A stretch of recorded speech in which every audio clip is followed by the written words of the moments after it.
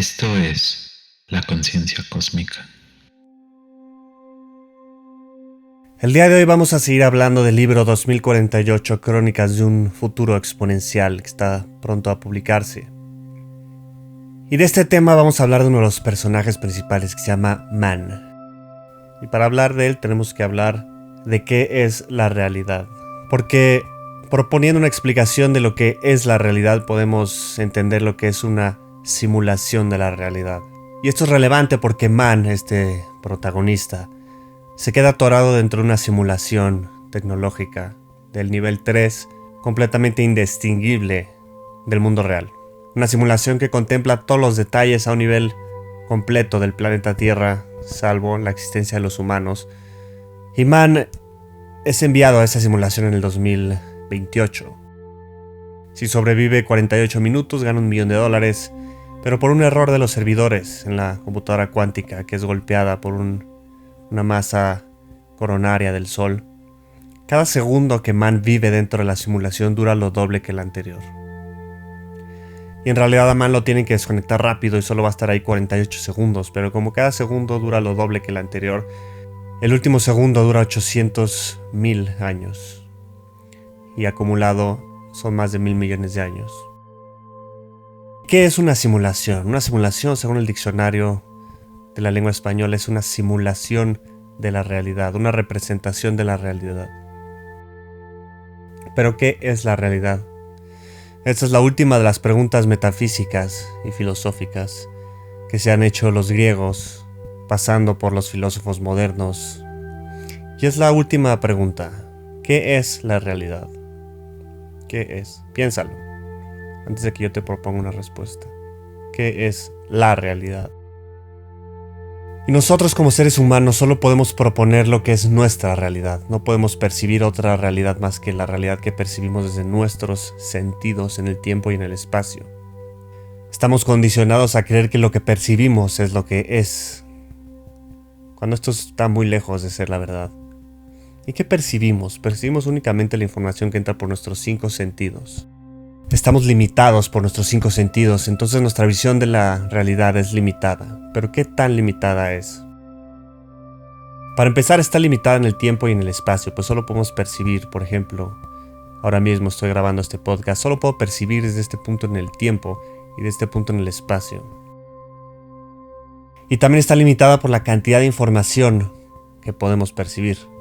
Yo solo puedo percibir un poco de la luz que está aquí afuera, que percibo gracias a mis ojos, un poco del sonido que hay, un poco tal vez de las sensaciones físicas, del viento, de los olores, del gusto. Pero vámonos al sentido de la vista. ¿Qué es lo que podemos ver? Como ustedes sabrán, ni siquiera podemos ver las cosas como realmente son. Cuando veo una flor, no estoy viendo una flor realmente, sino una imagen de la flor proyectada en mi cerebro. Hay un filtro entre la flor y entre yo, y ese filtro son mis sentidos. Para otra persona puede ser que la flor se vea completamente, bueno, no completamente, relativamente de manera distinta, pero solo podría yo saberlo si la observara desde sus ojos, que es imposible. Pero tal vez para otra criatura la flor es observada de una manera mucho más diferente, tal vez desde la vista de un perro, de un águila, de una hormiga. Entonces la flor como objeto es algo completamente relativo. Solo conocemos una representación generada por nuestro sentido humano de la vista. Y ese es el primer filtro de la realidad. El primer filtro entre yo y la flor son mis sentidos. Y luego hay un segundo filtro, que es el proceso mental. Porque la información, cuando es recibida por mis ojos y proyectada en mi cerebro, es interpretada de manera inconsciente por mi mente. Es interpretada de tal manera que pueda adaptarse a conceptos que yo ya conozco, para que entonces pueda entender lo que estoy viendo. Pero esos conceptos, esa adaptación, esa interpretación, tiende a modificar completamente el objeto observado. Lo puede cambiar hasta que ya no sea lo que realmente es, sino lo que yo interpreto que es. Y esto se da no tanto al observar una flor, pero sí al observar situaciones más complicadas, como hechos o situaciones en las que se ven involucrados diferentes elementos.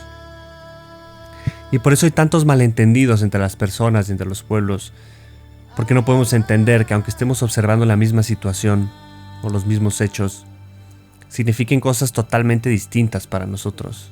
Y es muy difícil entender que la realidad no es la realidad que yo observo, sino que yo solo observo un aspecto de la realidad. ¿Y qué tiene que ver esto con una simulación? Una simulación, como veíamos, es una interpretación de la realidad, una representación de la realidad. Y nuestro personaje se queda atorado en esta representación de la realidad. Y él eventualmente se da cuenta que está en una simulación y trata de escapar de esa simulación. Se da cuenta de la computadora que se llama Maitrevac, en la que está atorado. Solo puede procesar cierta cantidad de información. Y la solución que encuentra, después de pensarlo mucho tiempo y de viajar y reflexionar y hacer muchos experimentos, es que para escapar de la simulación tiene que dejar de recibir la información que envía esta computadora a su mente. Y para eso él encuentra un camino muy similar al camino por el que Buda se iluminó. Un camino completo de distanciamiento a través de la meditación profunda. De distanciamiento de los sentidos, del sentido físico y de los demás sentidos de la información. Y por lo tanto de la realidad de las formas. Pero ¿en qué momento una simulación proyecta la imagen? La simulación simplemente envía la misma información, pero directamente a nuestro cerebro. Solo se brinca la parte de la recepción por medio de nuestros sentidos y proyecta la información directamente a nuestro cerebro. Y esto es importante a un nivel filosófico, porque entonces la información, sea real o sea simulada, es irrelevante. Porque aunque vivamos en la realidad, es decir, donde estamos tú y yo ahorita, no vemos la realidad real, sino simplemente una representación de la realidad creada por nuestros sentidos. Entonces, literalmente, vivimos en una simulación. Independientemente de si esa simulación o no es provocada por una supercomputadora, que según Elon Musk es súper probable. Es, de hecho, mucho más probable que vivamos dentro de una simulación a que vivamos en la realidad base. Y la física cuántica ha probado ciertos aspectos de esta manera de entender las cosas. Porque se ha probado que la observación de los objetos modifica a los objetos. Se ha probado que la objetividad de un objeto, de una partícula, depende de que sea o no observada. Y esto es interesante porque tal vez el mundo de la forma, el mundo de la ilusión, del samsara, del que hablan en el budismo, este mundo ilusorio, esa es la palabra que usan, tal vez a eso se refiera. Se refiere a que percibimos la realidad de una manera muy filtrada, tanto que no podemos entender las cosas como realmente son. ¿Y qué es la realidad? Regresando al principio. Tal vez no podemos responder simplemente esa pregunta todavía. Estamos limitados por nuestros sentidos a percibir solo un aspecto muy limitado de la realidad. Y en el hinduismo hablan de una realidad absoluta y una realidad relativa.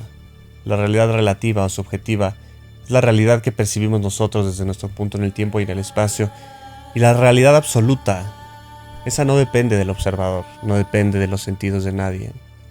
Y tal vez ese sea la esencia de todas las cosas. Es como si todo lo que nosotros podemos ver sean simplemente trazos, dibujos en un papel, en una hoja de papel. Y esos trazos o dibujos no son cosas en sí mismas. Lo único real es el papel.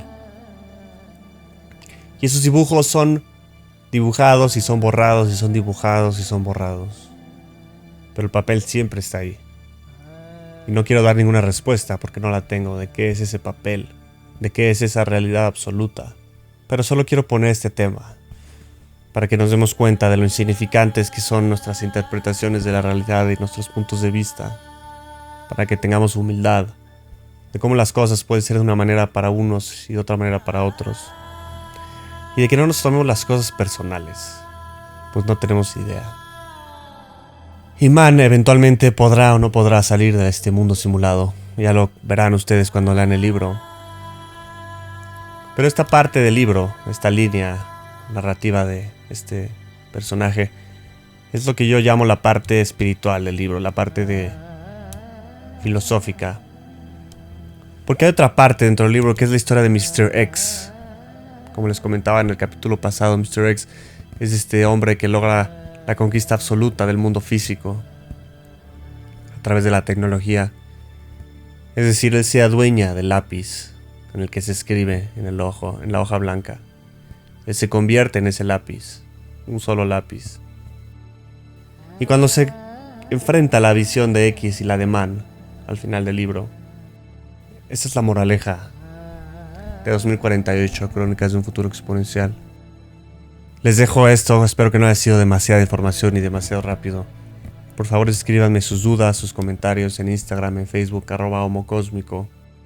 Y en el próximo capítulo vamos a hablar de Mr. X.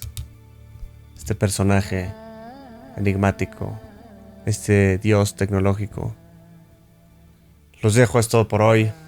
Nos vemos la próxima semana.